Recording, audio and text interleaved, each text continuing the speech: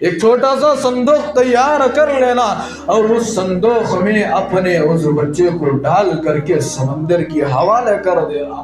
ہماری انسانی عقل یہ کہتی ہے اگر ایک بچے کو سمندر میں ڈال دیا جائے، اگر ایک بچے کو صندوق میں رکھ کر کے مونچھ کر کے اگر ٹھاٹے مارتے ہوئے سمندر میں رکھ دیا جائے، میری اور آپ کی عقل یہ کہتی ہے کہ بچہ ڈوب جائے گا۔ ارے یہی کہتی ہے نا ہماری عقل، بچے کو ٹھاٹے مارتے ہوئے سمندر میں پھینک دیا جائے تو بچہ ڈوب جائے گا، بچہ لہروں میں ختم ہو جائے گا، بچہ زمین کے حوالے ہو جائے گا، بچہ سمندر میں رہنے والی مچھلیوں کا شکار ہو جائے گا۔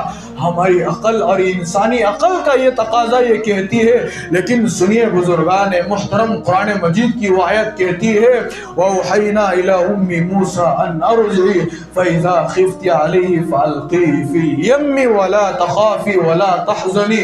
یہ اللہ کا پیغام ہے حضرت موسیٰ علیہ السلام کی والدہ سے، تم اپنے بچے کو سمندر میں پھینک دو، اس صندوق کے اندر رکھ کر سمندر میں پھینک دو۔ اللہ تبارک و تعالیٰ فرماتے ہیں وَلَا تَخَافِي وَلَا تَحْزَنِي، اے موسیٰ علیہ السلام کی والدہ تم کبھی ڈرنا مت، تم کبھی غم نہ کرنا کہ میرا بچہ ڈوب جائے گا، میرا بچہ ختم ہو جائے گا، اس کی حفاظت کی ذمہ داری تو میں لے رہا ہوں۔ یہ کہنے والا کوئی نہیں بلکہ خالق السماوات والارض ہے۔ صحبت اللہ والوں کی، صحبت اللہ والوں کی اللہ سے ملوا جاتی ہے، صحبت اللہ والوں کی اپنا رنگ دکھا جاتی ہے۔ بزرگان محترم، حدیث پاک کے اندر آتا ہے جناب محمد الرسول اللہ صلی اللہ علیہ وسلم نے ارشاد فرمایا کہ اس امت میں 4 عورتیں ایسی گزری ہے نہ ان سے پہلے کوئی عورت ایسی گزری ہے، نہ کبھی آئندہ اس طرح کی کوئی عورت گزرے گی۔ 4 عورتوں کو اللہ نے وہ مقام، وہ فضیلت، وہ مرتبہ عطا فرمایا ہے جو دوسری عورتیں ان کے مقام اور مرتبے تک نہیں پہنچ سکتی۔ ان میں سے ایک خاتون وہ ہے جن کا نام حضرت خدیجۃ الکبریٰ رضی اللہ تعالی عنہا ہے۔ یہی وہ سب سے پہلی خاتون ہے جنہیں اسلام کو قبول کیا ہے عورتوں میں۔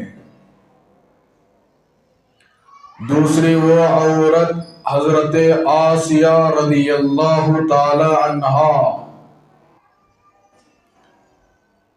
جن کی زندگی کی کیفیت کو سن کر آپ لوگ بڑے حیران اور پریشان ہو جائیں گے کہ ایک ظالم بادشاہ کی بیوی تھی، لیکن اس کا کون سا ایسا عمل تھا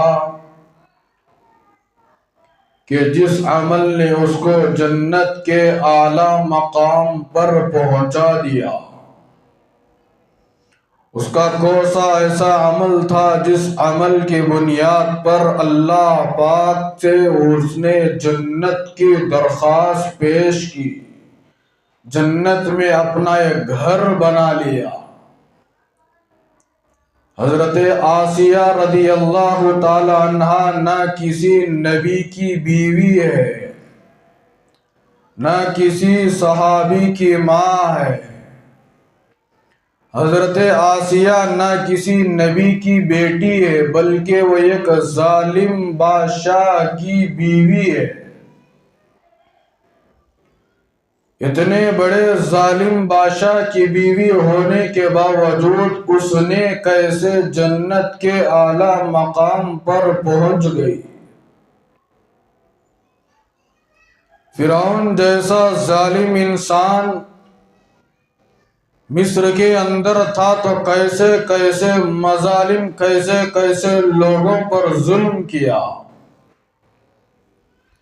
واقعہ بڑا لمبا ہے، ایک ایک جمعہ مجھے عرض کرتے ہوئے تقریباً کافی جمعے ہو جائیں گے، کہ آسیہ اللہ تبارک و تعالی سے جنت کو طلب کیا اور جنت میں وہ اعلیٰ مقام طے کر کے دنیا سے چلی گئی. جب اسلام کو قبول کی تو ایسے ایسے ظلم و ستم اس کے اوپر کیے گئے.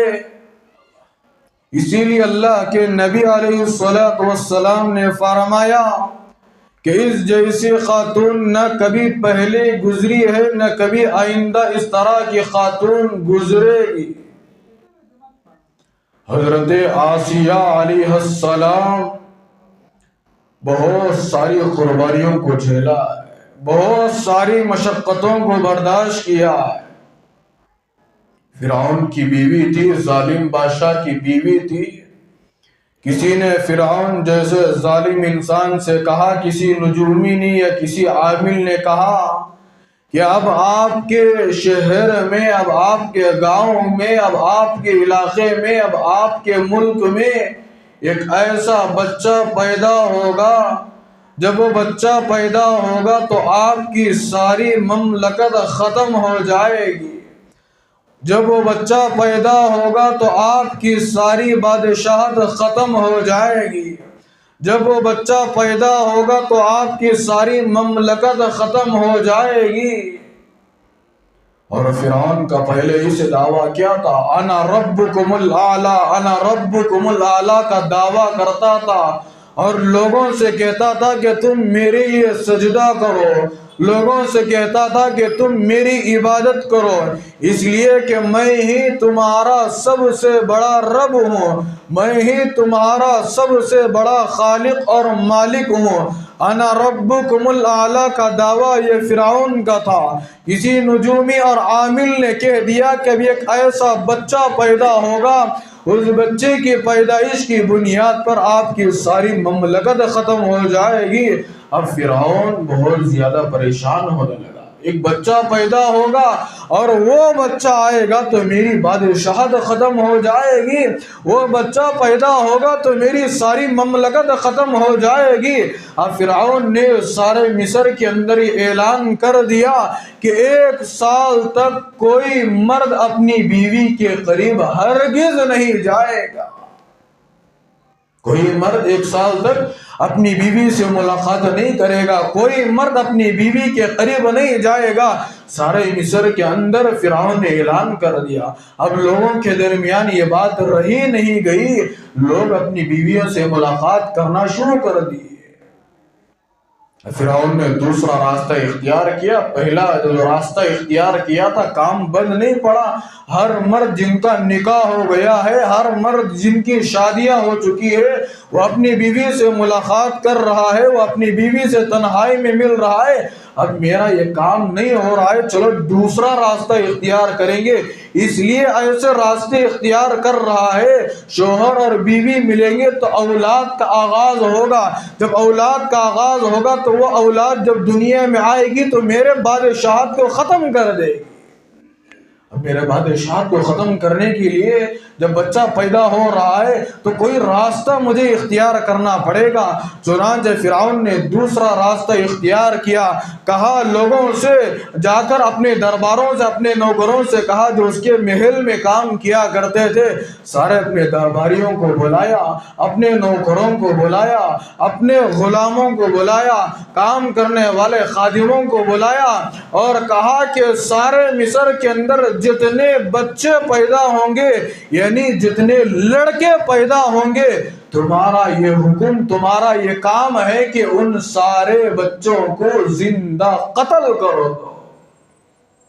یقتل ابناءهم ویستحیی نساءهم انه کان من المفسدین. قرآن مجید کی آیت ہے. فرعون نے کہا اپنے درباریوں سے، اگر بچیاں پیدا ہو رہی ہے تو ان کو زندہ چھوڑ دو، اگر کوئی لڑکا پیدا ہو رہا ہے تو زندہ اس کو قتل کرو دو. چونکہ اگر بھائی کو بچی ہو رہی ہے تو فرعون کا یہ بات تھا، فرعون کا یہ بات کہنا تھا کہ وہ ساری عورتوں کو، وہ ساری بچیوں کو اپنی خادمہ بنا کر رکھ لیا کرتا تھا. اب اسے اس بات کا ڈر ہے کہ بچہ پیدا ہو جائے تو میری بادشاہت ختم ہو جائے گی، میری ساری مملکت ختم ہو جائے گی۔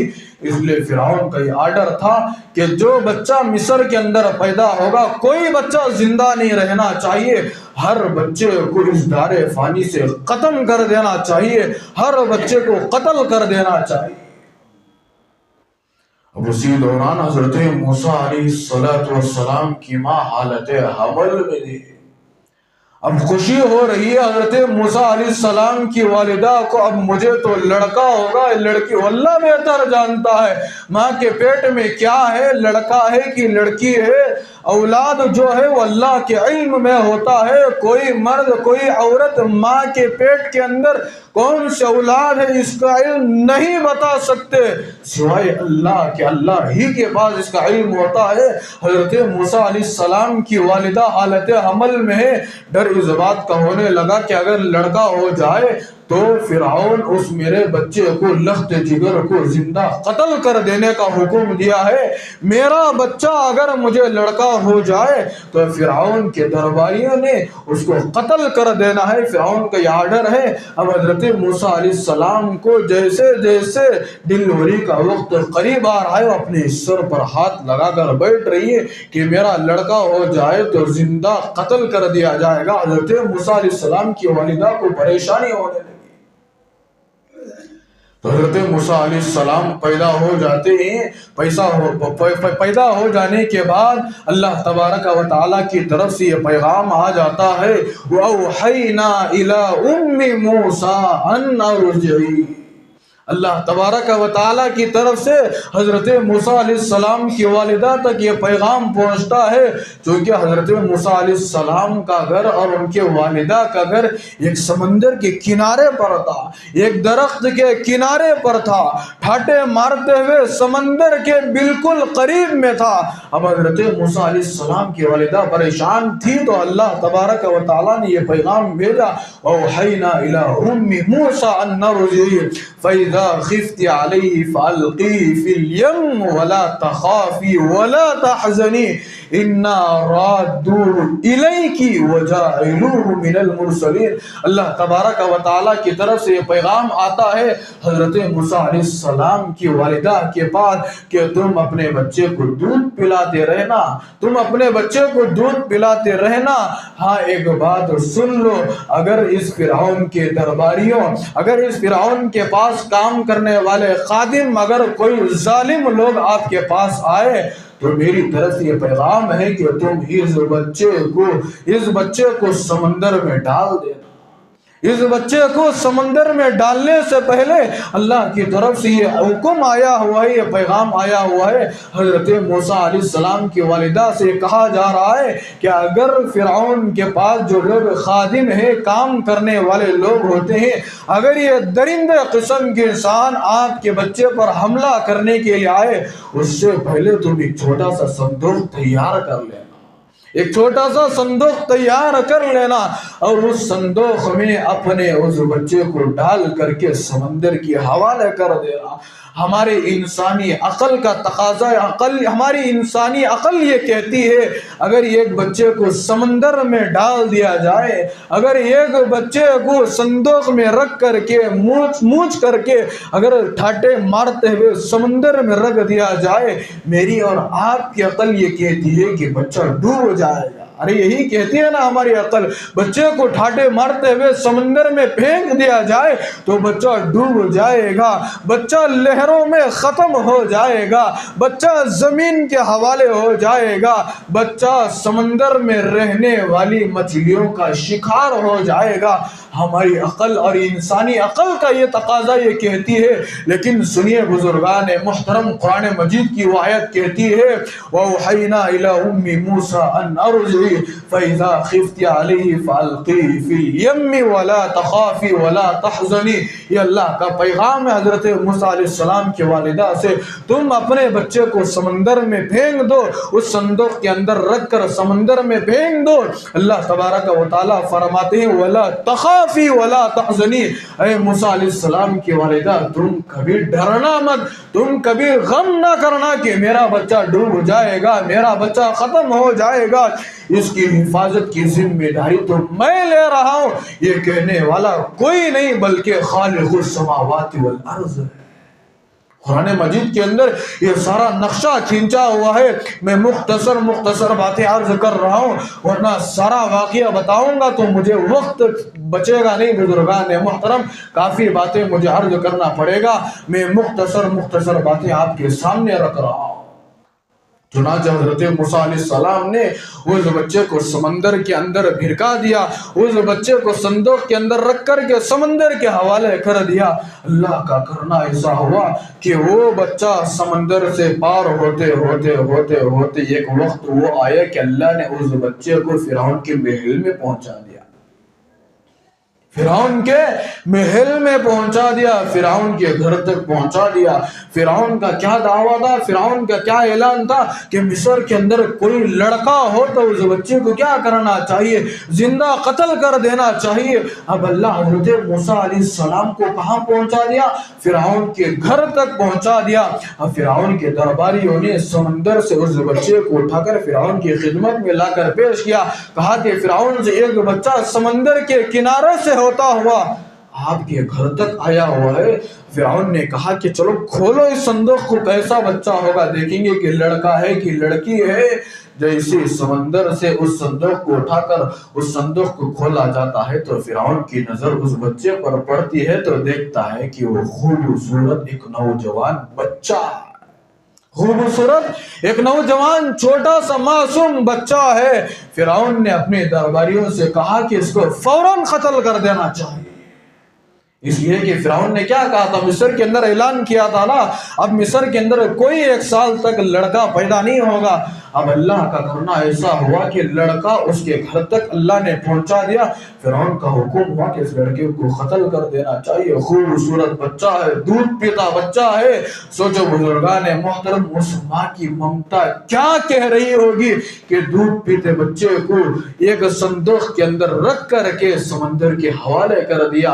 اللہ تبارک و تعالیٰ کی ذات پر بھروسہ کرتے ہوئے، چونکہ اللہ نے کہا تھا وَلَا تَخَافِي وَلَا تَحْزَنِي، اے موسیٰ علیہ السلام کی والدہ ڈرنا مت، غم نہ کرنا، یہ بچہ دودھ پیتے ہوئے یہاں سے آپ کے گھر سے نکل رہا ہے، اِنَّا رَادُّوهُ إِلَيْكِ وَجَاعِلُوهُ مِنَ الْمُرْسَلِينَ، جب تمہارا بچہ تمہارے گھر کو لوٹے گا تو یہ نبی بن کر لوٹے گا۔ یہ اللہ کا اعلان ہے، بچہ جا رہا ہے دودھ پینے کی حالت میں، لوٹے گا تو نبی بن کر لوٹے گا، لوٹے گا تو رسول بن کر ہی آپ کے گھر کو پہنچے گا۔ یہ اللہ کا اعلان ہے وَجَاعِلُوهُ مِنَ الْمُرْسَلِينَ۔ چنانچہ صندوق کو کھولا جاتا ہے، فرعون کا اعلان ہوتا ہے کہ قتل کر دو۔ دوڑتے ہوئے اندر گھر سے فرعون کی بیوی آتی ہے، حضرت آسیہ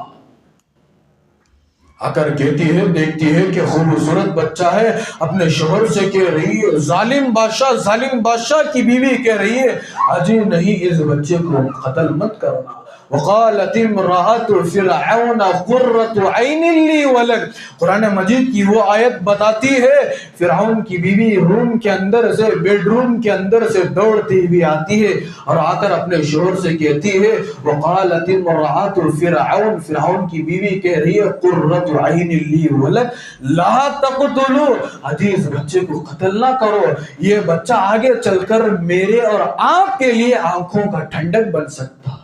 لا تقتلوا، اللہ کے لیے اس بچے کو قتل نہ کرنا، آگے چل کر یہ بچہ میری اور آپ کی خدمت کرے گا، آگے چل کر یہ بچہ میرے اور آپ کے لیے ایک خیر کا ذریعہ بنے گا، عسیٰ ان ینفعنا، مجھے اور آپ کو نفع پہنچائے گا۔ چنانچہ اس کی بات، بیوی کی بات سن کر شوہر نے کہا، فرعون جیسے ظالم نے کہا نہیں، میں آپ کی بات نہیں سنوں گا، میں تو اس بچے کو ہر حال میں قتل کروں گا۔ چنانچہ پھر آگے بڑھ کر، چونکہ بیوی ہوتی ہے، بیوی کی بات کو سن کر فرعون نے اس بچے کو قتل کرنا چھوڑ دیا، اس بچے کو قتل نہیں کیا۔ آگے چل کر اللہ کا کرنا ایسا ہوا بزرگان محترم، اسی لیے حضرات علماء نے لکھا ہے حضرت آسیہ نے کیا کہا تھا اس بچے کو قتل نہ کرنا؟ اس بچے کو حضرت آسیہ نے محبت کی نگاہ سے دیکھا تھا، اس کو معلوم تھا کہ آگے چل کر یہ بچہ عالم دین بنے گا، آگے چل کر یہ بچہ ایک نبی بنے گا۔ چنانچہ فرعون کی بیوی ابھی تک اسلام نہیں لائی ہوئی تھی، ابھی تک اسلام کو قبول نہیں کی ہوئی تھی، ایمان میں داخل نہیں ہوئی تھی، محبت کی نظر سے اس بچے کو دیکھ رہی ہے۔ اسے معلوم ہو چکا تھا کہ آگے چل کر یہ بچہ عالم دین بنے گا، آگے چل کر یہ بچہ قوم و ملت کا رہبر بنے گا، آگے چل کر یہ بچہ ایک نبی بنے گا۔ محبت کی نظر سے دیکھ رہی تھی، وہ محبت کی نظر سے دیکھنا ایسا ہوا بزرگان محترم، اللہ نے فرعون کی بیوی کو اسلام کی دولت سے سرفراز فرما دیا۔ صرف محبت کی نظر سے حضرت موسیٰ علیہ السلام پر نظر ڈالی تھی، اسی لیے حضرات علماء نے لکھا ہے کہ عالم کو محبت کی نظر سے دیکھنا بھی عبادت ہے۔ حضرات علماء نے اس آیت کی تفسیر میں لکھا ہے، فرماتے ہیں کہ بروز قیامت اللہ تبارک و تعالیٰ کے عرش کے نیچے اللہ نے ایک بہت بڑا شہر بنایا، اللہ نے عرش کے سائے کے نیچے ایک بہت بڑا شہر بنایا ہوا ہے۔ وہاں پر ایک مین گیٹ اللہ نے بنایا ہوا ہے جس کو صدر گیٹ کہا جاتا ہے۔ وہاں کے مین گیٹ کے انٹرس پر کھڑے ہو کر اللہ تبارک و تعالیٰ کی طرف سے ایک فرشتہ یہ اعلان کرتا ہے، ایک فرشتہ یہ ندا لگاتا ہے۔ فرشتہ کہاں کھڑا ہوا ہے؟ اللہ کے عرش کے سائے کے نیچے کھڑا ہوا ہے، وہاں کھڑا ہوا ہے جہاں پر مین گیٹ ہوتا ہے۔ کھڑے ہو کر یہ آواز لگا رہا ہے، یہ ندا لگا رہا ہے، یہ پیغام پہنچا رہا ہے۔ غور سے سنیے بزرگان محترم، وہ فرشتے کا اعلان کیا تھا، وہ فرشتے کا پیغام کیا تھا؟ وہ یہ کہہ رہا ہے ہزاروں نہیں، لاکھوں نہیں، کروڑوں کی آبادی وہاں پر ہوگی، ہزاروں انسان وہاں پر بھیڑ میں جمع ہوئے ہوں گے۔ اس بھیڑ کے اندر فرشتہ اعلان کرے گا، سنو لوگوں، کان کے پردے کھول کر کے سن لو، جس نے دنیا میں رہ کر کسی عالم دین کو دیکھا ہوگا وہ بھی محبت کی نظر سے دیکھا ہوگا، گویا کہ اس نے عالم کو دیکھا، گویا کہ اس نے اللہ کے نبی کے کیا۔ جس نے عالم دین کو محبت کی نگاہ سے دیکھا ہے، محبت بھری نظر سے دیکھا ہے، اس نے عالم دین کو نہیں بلکہ اللہ کے نبی علیہ السلام کے کیا ہے۔ اور سنو لوگوں، یہ فرشتہ کا اعلان ہے، یہ کوئی میرے الفاظ نہیں ہے، میرے باپ کے الفاظ نہیں ہے، یہ فرشتے کے یہ الفاظ ہے۔ آگے بڑھ کر وہ فرشتہ دوسرا جملہ یہ کہتا ہے، جس نے اللہ کے نبی علیہ السلام کے گویا کہ اس نے اللہ تبارک و تعالیٰ کی، یہ ہے بزرگان محترم، ایک عالم دین کو محبت کی نظر سے دیکھنے پر اللہ کی طرف سے فرشتہ کیا اعلان کر رہا ہے؟ عالم کو دیکھنا گویا کہ نبی کو دیکھنے کے برابر ہے، جو نبی کو دیکھا گویا کہ وہ اللہ تبارک و تعالیٰ کرنے کے برابر ہے۔ آج لوگ علماء سے حقارت کرتے ہیں، لوگ عالموں کے چہروں کو دیکھنا بھی آج گوارا نہیں کرتے، آج علماء کی غیبتیں کر رہے ہیں۔ بہرحال بزرگان محترم، یہ ایک الگ عنوان ہے، دعا کیجئے کہ اللہ پاک ہمارا شمار بھی ان لوگوں کے ساتھ فرمائے کہ اللہ پاک مجھے اور آپ کو نبی کے ہر ایک وارث سے محبت کرنے کی ہمیں توفیق عطا فرمائے، ہر ایک عالم دین سے محبت بھری نظر سے ہماری آنکھوں کی نظر ان پر پڑنے کی ہماری توفیق عطا فرمائے۔ جب بھی ملاقات کرے خوش الہانی کے ساتھ، بڑے محبت بھرے انداز سے ساتھ علماء سے محبت کیجئے، کیا پتا کہ ہماری یہ محبت کی ملاقات اللہ کو پسند آ جائے اور ہمارا شمار علماء کی جماعت کے ساتھ ہو جائے۔ اللہ کے لیے کوئی بعید نہیں ہے۔ چنانچہ فرعون کی بیوی حضرت آسیہ محبت کی نظر سے حضرت موسیٰ علیہ السلام کے چہرے پر نظر ڈالی تھی، اس محبت کی نظر نے اس کو اسلام اور ایمان کی دولت سے سرفراز فرما دیا۔ اور آگے سنیے، آگے بڑھ کر جب حضرت آسیہ نے اسلام کو قبول کر لیا، فرعون جیسا ظالم انسان باہر نکلتا ہے، اس لیے کہ فرعون کو سارے مصر کی ذمہ داری ادا کر رہا تھا، سارے مصر کے علاقے کی فکر اپنے سر پر اوڑھ رکھا تھا، اس کو اپنے گھر کی فکر نہیں ہے، اپنی بیوی کی فکر نہیں ہے۔ چنانچہ فرعون جیسا ظالم انسان سارے مصر کی فکر کرتے ہوئے آگے بڑھ رہا تھا۔ کسی ایک آدمی نے یا حضرات علماء نے لکھا ہے کہ چند لوگوں نے مل کر فرعون سے کہا، ارے بھائی، ارے فرعون، اس لیے کہ حضرات علماء نے یہ بات بھی لکھا ہے کہ فرعون کا نام سب سے پہلے فرعون نہیں تھا بلکہ کوئی اور دوسرا نام تھا۔ اس نے اپنی بیوی پر اور لوگوں پر اتنا ظلم کیا، اتنے ظلم و ستم کے پہاڑ توڑے، جس کی وجہ سے اس کا نام فرعون پڑ گیا، اس سے پہلے اس کا نام فرعون نہیں تھا۔ فرعون نے کیا کہا؟ سارے مصر کے اندر پھر رہا تھا، لوگوں نے کہا، ارے بھائی، تم پورے مصر کے اندر سے اسلام کو ختم کرنے کی سازشیں بنا رہے ہو، تم نے کہا کہ مصر کے اندر کوئی لڑکا پیدا نہیں ہوگا، آپ نے کہا تھا کہ پورے مصر کے اندر سے میں ایمان کو ختم کر دوں گا، اسلام کو ختم کر دوں گا، کلمے کی دعوت کو ختم کر دوں گا۔ ارے بھائی جاؤ، تم سب سے پہلے اپنے گھر کی فکر کرو۔ اللہ کا کرنا ایسا ہوا کہ تمہارے گھر تک اسلام پہنچ چکا ہے، تمہارے گھر تک نہیں بلکہ تمہارے بیڈ روم تک اللہ نے کلمے کی پیغام کو پہنچا دیا ہے، اسلام کو پہنچا دیا ہے، دین کو تمہارے بیڈ روم کے اندر تک داخل کر دیا ہے۔ جیسے اس جملے کو فرعون نے سنا، پریشان ہو گیا، میرے گھر کے اندر اسلام پہنچ گیا، میری تو یہ ساری دن رات کی محنت ہے کہ سارے مصر سے اسلام کو قبول کرنا میں چاہ رہا ہوں، اب یہ ہے کہ میرے گھر کے اندر بلکہ میرے بیڈ روم کے اندر اسلام پہنچ چکا ہے۔ پریشان ہو کر گھر کو جاتا ہے، گھر کو جانے کے بعد سب سے پہلے اپنی بیوی کو بلاتا ہے، اپنی زوجہ محترمہ کو بلاتا ہے، حضرت آسیہ علیہ السلام کو بلاتا ہے اور کہتا ہے کہ میں تمہارے سے ایک چھوٹا سا سوال کرنا چاہتا ہوں، جو حقیقت ہے مجھے میرے سامنے رکھ دینا۔ کیا میں نے لوگوں سے سنا ہے کہ آپ نے اسلام کو قبول کر لیا ہے؟ کیا واقعتاً یہ بات سچی ہے؟ اس لیے کہ بزرگان محترم، اسلام کی جو حقیقت ہے، اسلام کی جو فطرت ہے، وہ چیز کبھی چھپتی نہیں ہے۔ جو آدمی اسلام کو قبول کر لیتا ہے وہ ایک نہ ایک دن ظاہر ہو کر کے رہتا ہے، جو ایمان میں داخل ہو جاتا ہے، چاہے مرد ہو کہ عورت ہو، وہ ایک نہ ایک دن اسلام وہ ظاہر ہو کر کے رہتا ہے۔ فرعون کو معلوم ہو گیا اس کی بیوی اسلام کو قبول کر چکی ہے، ایمان میں داخل ہو چکی۔ وہ اپنی بیوی کو بلا کر پوچھتا، کیا تم اسلام کو قبول کر چکی ہو؟ کیا تم ایمان میں داخل ہو چکی ہو؟ حضرت موسیٰ علیہ السلام کو بچہ جب وہ گھر کے اندر آیا ہوا تھا، کیا کہا تھا حضرت آسیہ نے، فرعون کی بیوی نے، کہ لا تقتلوا، تم اس بچے کو ہرگز قتل مت کرنا، آگے چل کر یہ بچہ میرے اور آپ کے لیے آنکھوں کے ٹھنڈک کا ذریعہ بن سکتا ہے، بنے گا۔ حضرت آسیہ نے کہا تھا، آج اسی بچے کے ذریعے اللہ نے فرعون کی بیوی کو اسلام کی دولت سے نواز دیا۔ اب فرعون نے کہا حضرت آسیہ سے، اپنی بیوی سے، کہ تم اسلام کو چھوڑ دو ورنہ میں تم کو ایسے ظلم و ستم کے پہاڑ تمہارے اوپر پھوڑوں گا کہ ساری دنیا دیکھتے ہوئے رہ جائے گی۔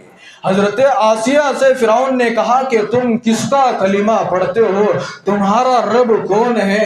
تمہارا خالق کون ہے؟ حضرت آسیہ سے فرعون نے پوچھا، شوہر ہے بیوی سے پوچھ رہا ہے۔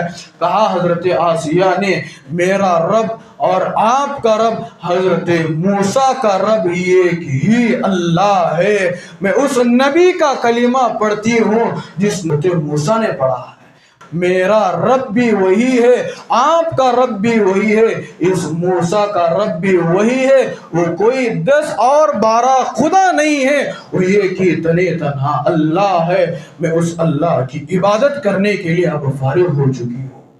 اب دیکھا کہ فرعون سارے 2 چیزوں کو اختیار کیا، کہا کہ مصر کے اندر کوئی اولاد نہیں ہونا، اولاد ہو تو اس کو قتل کر دینا چاہیے، یہ فرعون کی سازشیں تھی۔ اور 1 سال کہا تھا کہ کوئی مرد اپنی بیوی سے نہیں ملے گا، دونوں اس کی سازشیں ناکام ہو گئی۔